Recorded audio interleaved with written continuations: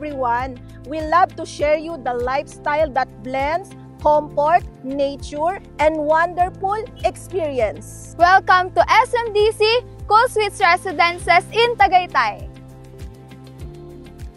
kung saan malamig at fresh ang hangin, world-class na pagkain, at isa sa pinakamagandang view sa Pilipinas. Tara, samahan nyo kami mag-explore sa lifestyle na pwede nyong maranasan dito sa SMDC Cool Suite Residences. Imagine waking up every morning to a cool, crisp breeze, malayo sa init ng syudad. Kilala ang Tagaytay sa malamig at refreshing na hangin dahil sa taas ng elevation nito. Perfect ang weather dito all year round. Pag nakatira ka sa SMDC Cool Suite Residences, surrounded ka sa mga top dining spots sa region, mula sa cozy cafes na may freshly brewed coffee, hanggang sa world-class restaurants na nag-aalok ng Filipino delicacies. Laging may bagong pwedeng subukan. Imagine mo, kumakain ka ng masarap na food habang tinitignan ang view ng Taal Lake.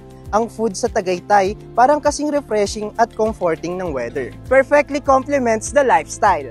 Sa SMDC Cool Suites, hindi lang sa property ka nag-i-invest. Nag-i-invest ka din sa lifestyle na all about balance, beauty, and enjoyment. Whether you're looking to escape the busy city life o gusto mong gawing forever home, lahat ng kailangan mo nandito na.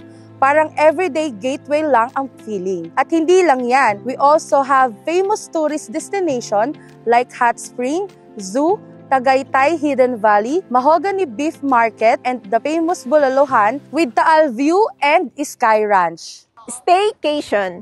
Dahil sa dami ng tourist dito sa Tagaytay, hindi ka mawawalan ng magre-rent sa unit mo. As you can see, ang daming pumipila para mag-staycation.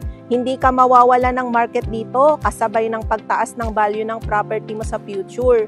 Ang maganda pa dito, we have leasing property, The Good Stay, na sila na ang bahala mag-manage ng unit mo all the way to housekeeping. Direct nang papasok ang income sa bank account mo, kaya magandang investment to.